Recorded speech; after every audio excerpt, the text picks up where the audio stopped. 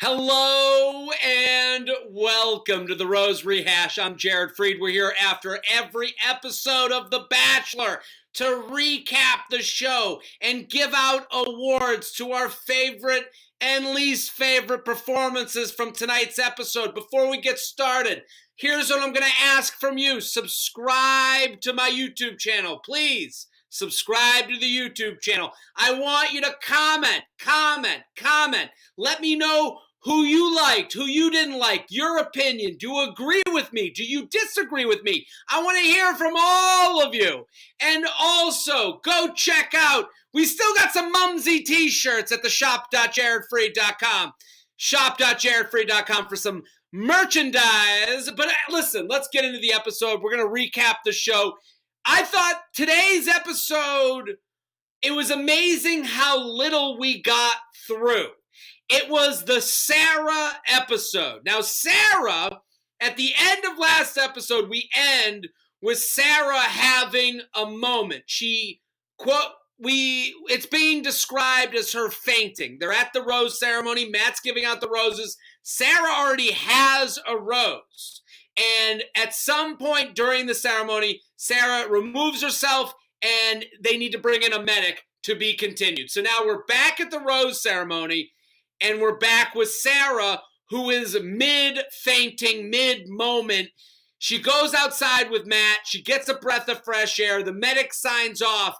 And now, what's so interesting is we all couldn't stand Victoria. Victoria is the one we wanted out. She was ruining the show this whole week. I'm one of those people. I was tired of the act. It was too much Victoria. When does some real stuff start to happen? Sarah passes out, and Victoria brings up that Sarah is trying to take away time from the rest of the people. That Sarah is fainting to gain access to Matt. Now, Victoria has no credibility with any of the audience. So at the beginning of tonight's episode, we all thought, Victoria, you're being Victoria right now. You're being the person that we hate on this show. You have no you've lost all humanity. But what we come to find out throughout this episode is as the episode goes on, we believe Victoria a little bit more. We go from Victoria's a monster who thinks that everyone is trying to game the system like she is, to going, this chick's a little dramatic. Feels like she's pulling a lot of moves. So we start the episode with the fainting. Matt gives out the rest of the roses. Victoria gets the rose. Marilyn gets home. At this point, I'm okay with it. Marilyn kind of, in the Marilyn versus Victoria thing, Victoria at least offers us something to talk about. Marilyn, every time they'd go to her, she'd be like, I don't know what's going on, and maybe. And it's like, okay, are you going to cry or not? We don't know. So we move on from that. We lose people that none of us can remember who we lost at this point. There was a rose ceremony at the beginning of this episode, and none of us are like, well, what happened to? No. We've gotten to the end of this episode. We're like, yeah, I don't even remember who we lost. So we lose a bunch of women. We come back to the house. Chris Harrison comes in and says there's going to be 2 group dates and there's going to be a one-on-one date and everyone is going to get time. That is a big deal because last episode, there were some women that didn't get dates at all. So Chris tells them we're going to do the first group date and I'm very interested in Matt being uncomfortable. Matt hates being uncomfortable. Guess what, Chris Harrison? All of us hate being uncomfortable. That's kind of the meaning of the word, is that it's not a great feeling. So Matt, even though Matt James looks like an Avenger and has the body of a Greek god, yeah, he's just like us. He hates being uncomfortable. So I've planned some dates to put him in some uncomfortable situations. Thanks, Chris. Yeah, we've all felt uncomfortable. All of us have been I've been 10 pounds overweight my whole life. I think I've been uncomfortable my whole life. I get it. So now, the first group date, they bring in the first group of women, and they're at like a slam poetry arena. bring in the women, and there's a woman reading in the darkness like a erotica fan fiction. And she's reading this book that's a little uncomfortable. It's a little sexual. It's a love story. And who is it? Ashley I. Ashley I is like the person that went to your high school that keeps coming back even though nobody asked for it. None of the fans of The Bachelor are going, when is Ashley I going to make her yearly appearance? No, this woman, it's almost like they could ask her to do anything. They're like, hey, Ashley I, will you come on the show? She's like, yeah, whatever it is. I'm in. They're like, well, we didn't even ask you what we want you to do. I don't care. Will I get Instagram followers? Yes, Ashley I. Can I avoid my marriage that probably isn't any good? Yes, Ashley I. Come on the show.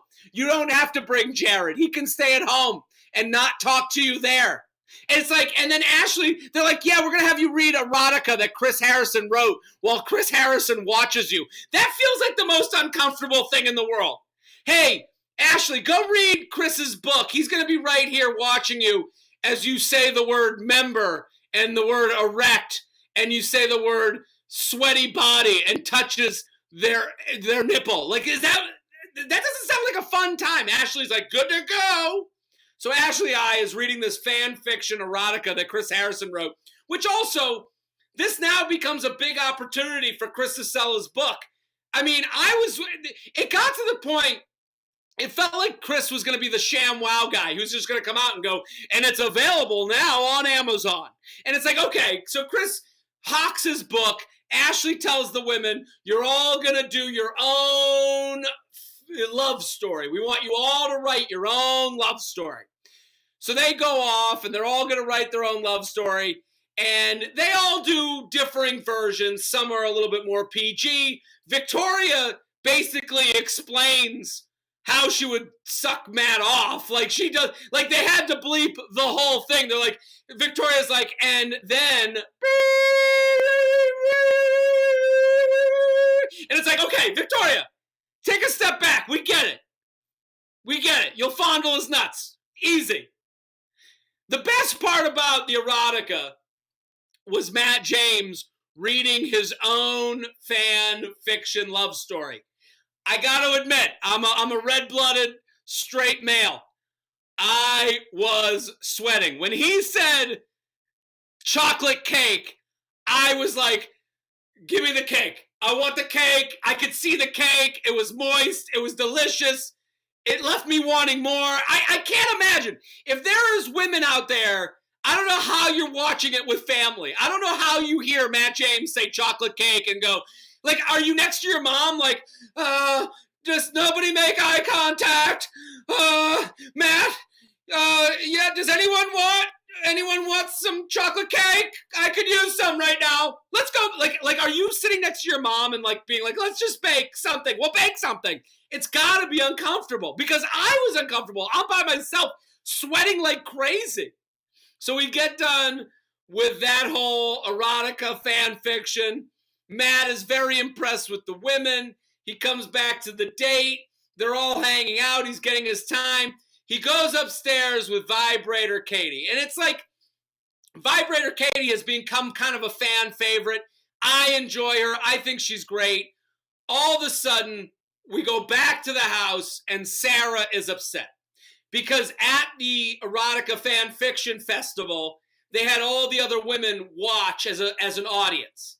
And Sarah saw the other women reading these lurid tales of how they were going to grab Matt James under the covers. And she's like, I don't feel comfortable. Now that I've had a date, I can't feel comfortable seeing other women try and have relationships with a man that I've built relationships with. And it's like, this is one of those things that, like, I don't ever buy on The Bachelor. I'm never sitting here defending this person because you came on a show. This was literally the premise. You will be dating one guy while other women are trying to date that guy. That's the premise. So you can't expect me to sit there going, that's got to be tough. No, because it's not like this was a surprise. If it was a surprise, I get it. Maybe it's a surprise how you're feeling, but that doesn't matter right now. You can't, there's a certain point where you go, it's what I signed up for. I should have seen this coming. No, Sarah decides to go and interrupt the date that she's not even on and go and find Matt to talk it out with him. When it's like, you don't need to have that conversation with him. You don't need to.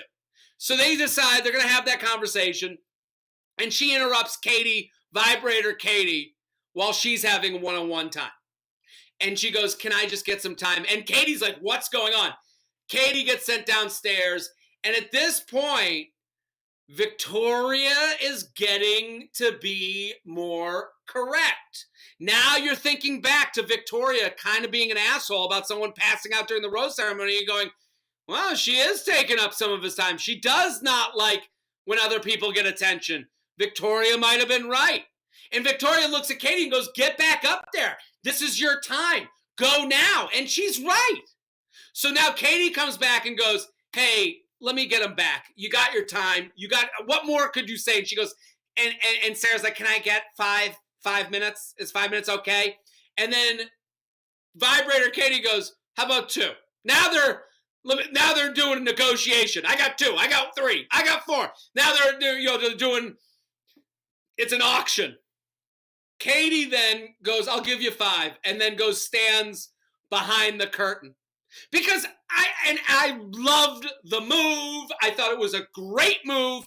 Sarah, I don't think Victoria is more of a sniper when it comes to being an asshole. Victoria knows exactly what she's doing. Sarah's annoying in a different way. Sarah's annoying in the hot person way, where I'm the hottest person in my group and everyone treats me like I'm the Carrie Bradshaw, like I'm doing narration. Can I just get 5 minutes? Because she gets her 5 minutes and then gets mad at vibrator Katie for not giving her enough space. What can you say to Matt that you can't say in front of me?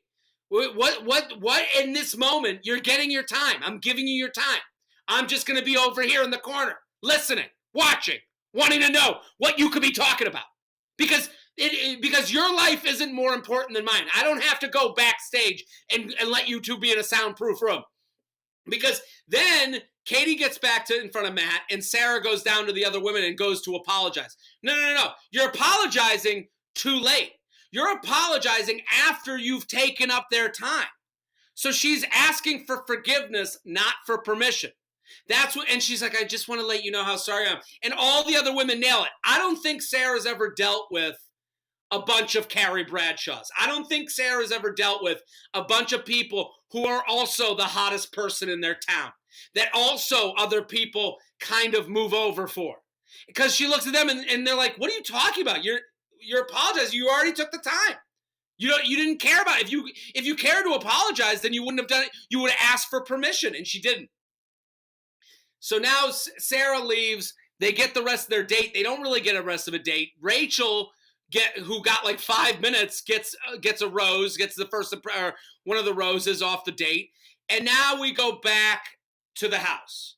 Now we're back at the house, and now it's like, what's interesting is that Victoria becomes a part of the rest of the women. They found a new villain, and now it's like when Loki, when one of the evil villains joins the good guys, and it's like, no, now we got Loki's powers on our side. And that's kind of what it felt like, because all the women, like even Victoria, now they're all laughing at her jokes. Now she's so funny. Now she's the one who calls people out when they're in the wrong, and you're like, oh, it's pretty good to have her on her side. So now Serena P is going to get a one-on-one date, and Serena P's one-on-one date is going to be a horseback riding adventure. And when I'm on the horseback with Matt James, I'm going, you do your horse, I do mine. I'm not going to get, like, after hearing about the ATV date, I'd be like, yeah, you go ahead. I'll be doing it at my own pace. I'm not getting on the back of your horse. I'm not going to do a horse roll with you. They get out to this field with a bunch of donkeys, and they pull out a charcuterie. Now, if you're familiar with my work, some people call me the board lord. If you go to my Instagram, you can see all my board lord rantings. It's all in my highlights. Matt James tells Serena P that he wants help creating a meat and cheese board. What is she going to teach you? And then Serena P's like, oh, I'll teach you. What do you know? Nobody is a charcuterie expert. All of us can take things and put them on a board in a neat and tidy way. Some people do it better than others, but there is no class to take. There is no rules. You just have meat, cheese, carbs, a couple things of fruit.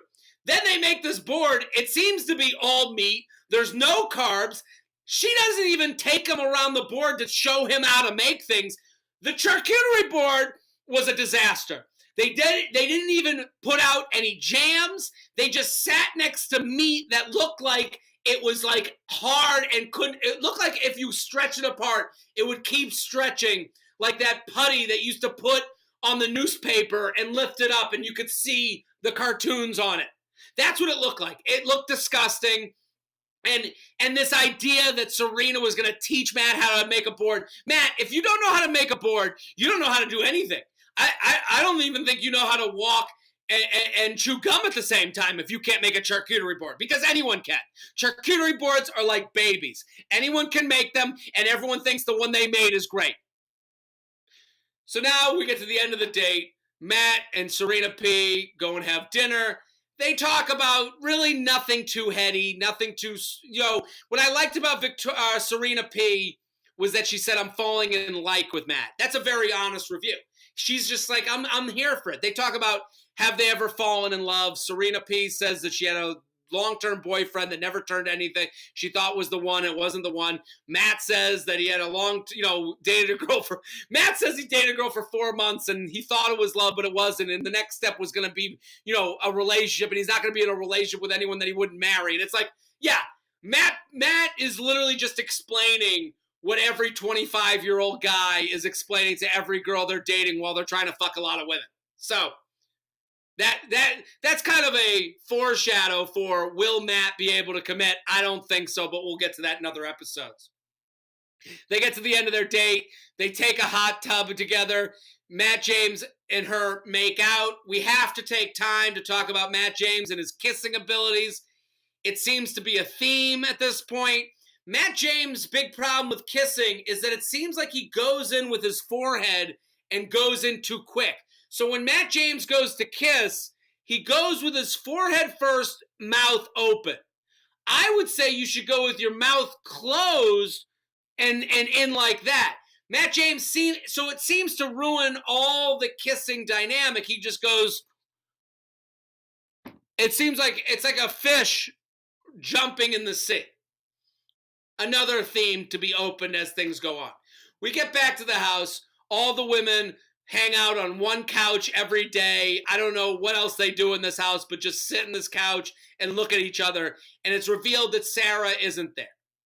Now, the other women now take a chance to talk about Sarah. They're not happy with her. She's taking time from all of them. She keeps to take, and Matt James is coming down for his date with Serena P before he left, and he gets another 5 minutes with Sarah because she's far away, and he wants to make sure that she's okay. So Sarah keeps taking time from the other women to have time with Matt because she's literally, Sarah was crying for a full 24 hours. I don't think she ever stopped crying, which to me, if I'm living in that house, I'm like a little annoyed. Like, at what point do we get a normal day? At what point is this not the Sarah show?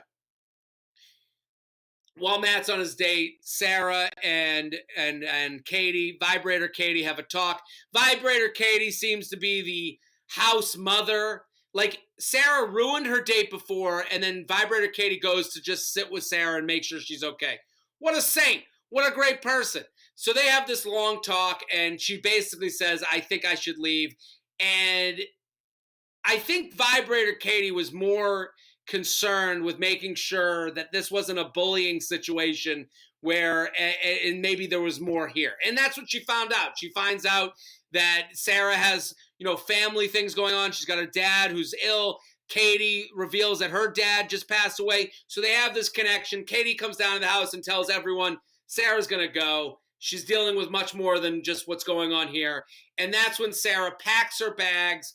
She brings it over to Matt's house, knocks on the door, and they have this talk. Sarah lets Matt know. Sarah does the amazing thing of, on the way out, she lets Matt know that there's mean girls in this house. So Sarah's like, I'm going to go. This isn't just a goodbye, but let me leave you with this. There's a couple other women in this house that are the reason I'm leaving too. It's not just that family stuff, just to let you know. So Matt's going to chew on that. He has us hear that there's some women in the house that are maybe a little bit catty, maybe a little bit mean. Sarah drives away. Matt stares off in the distance as if he cares. Sarah's bawling. That's the end of the episode. We're left with that. Let's give out some awards.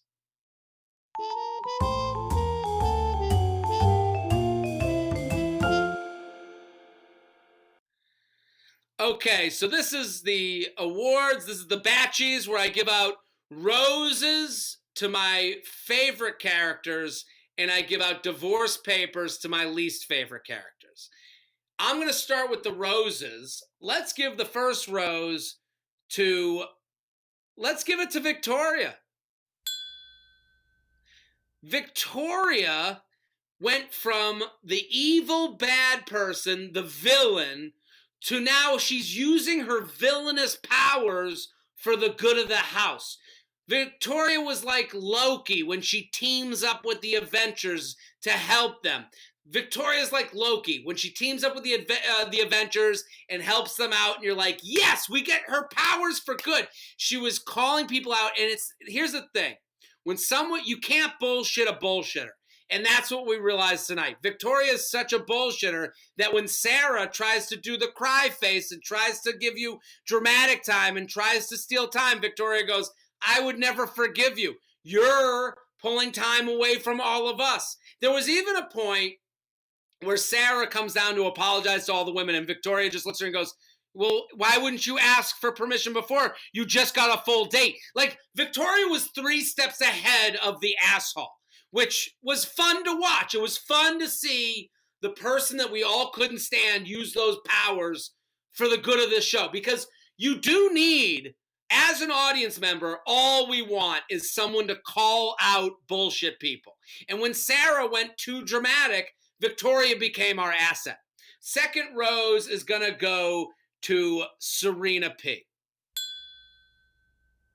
I love Serena P. I loved her on the date. I love that she said I'm in like. I love that she didn't go gushy. She seemed to be real and and was fun, and it didn't get into trauma every 5 seconds. It was a real person who was looking for love. She says she doesn't get into just casual dating. She's looking for the right one. The last boyfriend went too deep and never worked out, and I liked her for it. I liked that she said I'm in like. The last rose is gonna go to Vibrator Katie. Vibrator Katie. Vibrator Katie is like the house mother of the house. You can tell. She is the person who is keeping friendships together. You could tell. Vibrator Katie got her 1 minute with Matt interrupted by Sarah, who made it all about her. And then she goes and finds Sarah and says, hey, let's talk this out. Let's figure this out. Victoria wasn't going to do that. Victoria was there to just make Sarah evil. Vibrator Katie was there to figure shit out. And then she comes to terms, she finds out there's more going on than meets the eye, and they connect. I like that about Vibrator Katie. I like everything about her. I was such a fan. She's going. I don't think it works out with Matt, but I'd like to see her in paradise. Let's go to the divorce papers. The first set of divorce paper, it's going to go to Sarah. Sarah, in the beginning of the episode, fine. It's human to faint. It's human to lose yourself. But the more you go, the more you interrupt people, the more... She went and interrupted. She got 500 different 5-minute chats with Matt. And at a certain point, when you're just sitting in a room crying by yourself, you have to try and help yourself. And maybe leaving the show was her helping herself. But at the same time, you go, come on, Sarah. Like, we can't spend all day making sure you feel better about the exact show that you signed up for. This is the show. You didn't sign up for the Bachelor where it's you dating a guy who wants to marry you right away. That's not the show.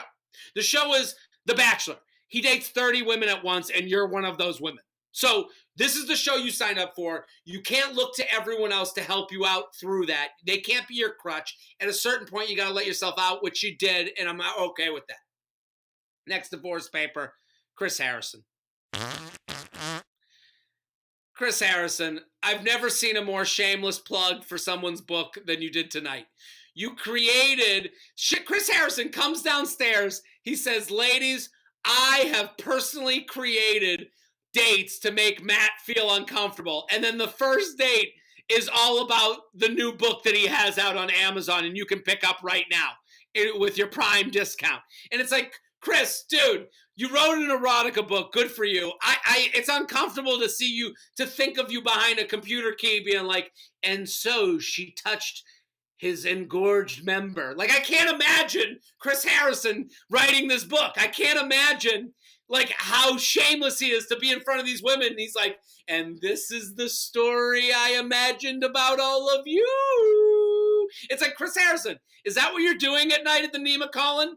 You're going up to your room and being like, let me write this chapter about Matt and a lucky lady.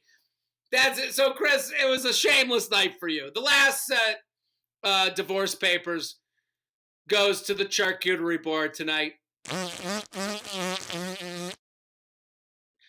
I've seen a lot of bad charcuterie in my day. This was the worst. It was just meat. It was just meat that looked like the tarp for a pool. Meat that looked like it should be draped over a house while it gets fumigated for bugs. It was big. It was thick meat. There was no cheese to be seen. Not a jam in sight. Not a cracker. Not a piece of French bread. Not a carb to be in sight. It was on a blanket board. So it was on a blanket. Like, do you throw that blanket? That's a charcuterie board blanket? Do you put the blanket in the wash with a t-shirt? Do you put your salami grease blanket into the wash with your sheets? How is that board working? And then for Matt to tell Serena P, a lie of all, just outing the whole show as a bunch of lies. Why don't you teach me? That shows you that everything anyone says on a date is a lie. When someone goes, teach me how to make a board. Matt, is that what you want? You want me to teach you how to put meat and cheese on a board? You think this takes actual skill? Anyone can do this. You don't even have to know how to turn on an oven to make a charcuterie board. That's our episode. That's the Rose Rehash. We're here every episode. Subscribe to the channel. Back next week. Boom.